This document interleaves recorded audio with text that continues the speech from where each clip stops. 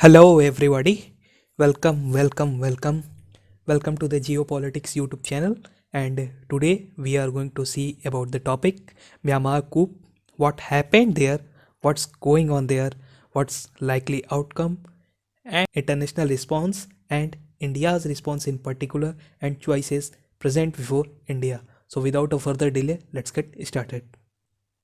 So, before we move forward, let's see the background of this whole coup.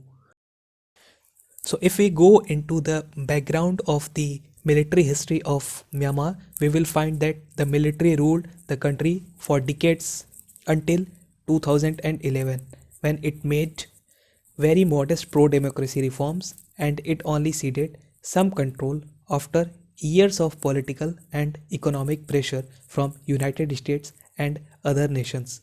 But the quasi democratic system no longer worked for the generals who feared their ultimate authority would be curtailed, and this time again the coup happened in Myanmar. The coup returns the country to full military rule after a short experience in quasi democracy that began in 2011, when the military, which had been in power since 1962, implemented parliamentary elections and other reforms. In response to NLD's landslide victory in November, the military and its political arm immediately claimed the elections were fraudulent, though the foreign observers and the nation's electoral commission declared there had been no significant problems.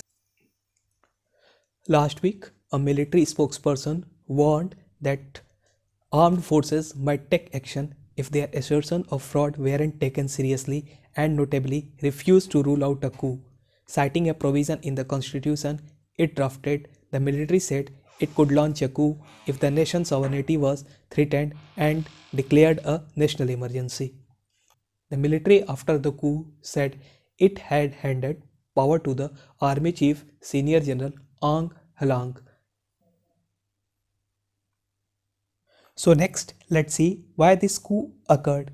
Experts expressed puzzlement that military would move to upset the status quo in which the generals continued to hold tremendous power despite progress towards democracy in recent years.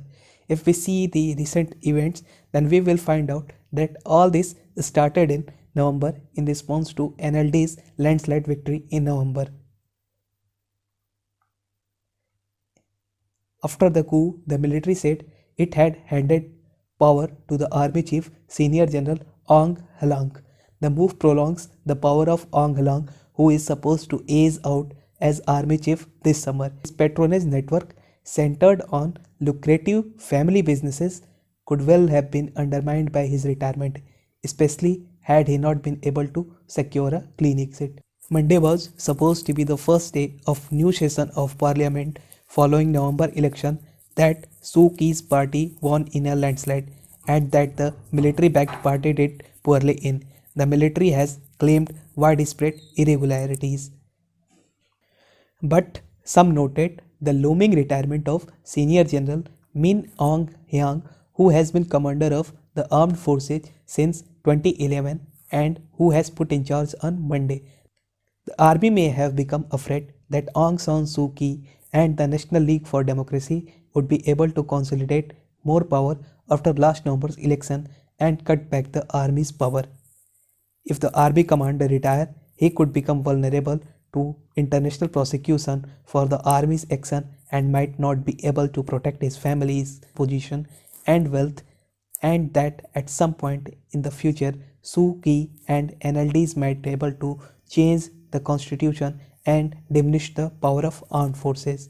In the global pandemic, Myanmar's close relationship with China, the democratic regression in other states in South and Southeast Asia, and the general US disinterest in democracy issue in recent years would make it easier for them to launch a coup with a little international pushback. Now let's see how the coup carried out. The military on Monday detained the leader of governing NLD party and Myanmar civilian leadership, including Suu Kyi, President Win Mint, along with cabinet minister, chief minister of several regions, opposition politician writers, and activists. The coup was effectively announced on the military backed TV. The military quickly seized control of the country's infrastructure, suspending most television broadcasts and cancelling all domestic and international flights, according to the reports. Telephone and internet access was suspended in major cities, the stock market and commercial banks were closed, and long lines were seen outside ATMs. Residents ran to market to stock up on food and other supplies. Now, every one of us wants to know what's happening inside Myanmar. Television signals were cut across the country, as was phone and internet access in Nepita and capital. While passenger flights were grounded, phone service in other parts of the country was also reported down, though people were still able to use the internet in many areas. Barbed wire roadblocks were set up across Yangon, the largest city, and military units began to appear outside government buildings such as City Hall. Residents flocked to ATM and food stalls, while some shops and homes removed the symbol of Suu Kyi's party, the National League for Democracy, that typically adorn the street and wall of the city. Now, after seeing all this, natural question comes into our mind: what happens next? Although the army has declared a state of emergency for a year, but past history in Myanmar with such declaration could easily suggest that the state of emergency could go on for many years. Government and international organizations condemned the takeover, saying it sets back the limited democracy's reforms Myanmar has made. Watchdog groups fear a further crackdown on human rights defenders, journalists, and activists. Even before the current military takeover, critics of the military often faced legal action. The coup will also be a test for the international community, which had isolated Myanmar during the decade it was under strict military rule, but then enthusiastically embraced it as it moved towards democracy in recent years. Now, after seeing all this, let's see what the international community response is. India said it had noted the development with deep concerns. The new US Secretary of State Anthony Blinken said the military must reverse the action immediately. In a statement condemning the military's action, US President Joe Biden threatened to impose new sanctions on Myanmar, a possibility others have raised also. China noted the coup and said it hoped both sides would uphold stability and resolve their differences under the Myanmar constitution. Now let's see how it impacts India. For India, it's more of a repeat of events 30 years ago in 1990, but it is believed that this time the Indian government reaction will be different from last time. The reasons of this are: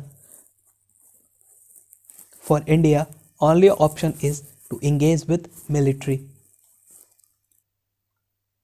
India's military diplomatic outreach to Myanmar became a cornerstone of its Act East policy. On the evening of joint Sringla Narawane visit in October last year, Myanmar handed over 22 Indian insurgents that had been making troubles from across the border. But the relationship had begun to take off in 2015 in the wake of bilateral joint commission when India decided to ramp up the sale of military hardware to Myanmar, including 105 mm light artillery gun, rocket launchers, radars, mortars, naval gunboats, and more recently lightweight torpedoes. Recent visit by Foreign Secretary Shingla and Army Chief Narwane gave equal importance to military and democratic elected government of Suu Kyi. The other arguments are security relation with Myanmar has become extremely close now, and assistance from Myanmar military in India's northeast insurgency. The other reasons can also be summed up due to damaged image of Suu Kyi due to Rohingya issue.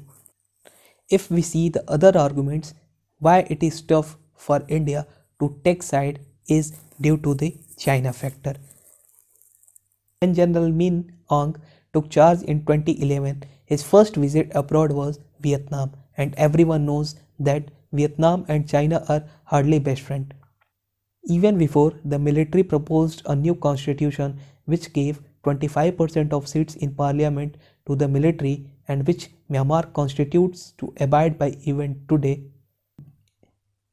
India has begun to forge a close relation with both the democratic elected government and the military.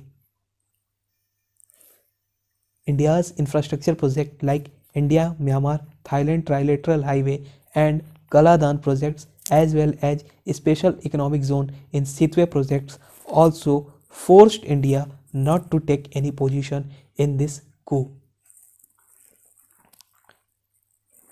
Now, if we see what are the way forwards for India, and the India's way forward can be, India cannot afford a harsh reaction like Western countries due to danger of China gaining more influence in its neighborhood. Balancing is key, as well as way to evolve the situation is the need of hour. So that's the wrap of this video. At the end, I want to leave you with a widely shared video of an exercise teacher who was dancing and doing exercise when military officers were going to seize the power. So enjoy the video and don't forget to like and comment on the video. And please subscribe our channel. Have a nice day. Thank you.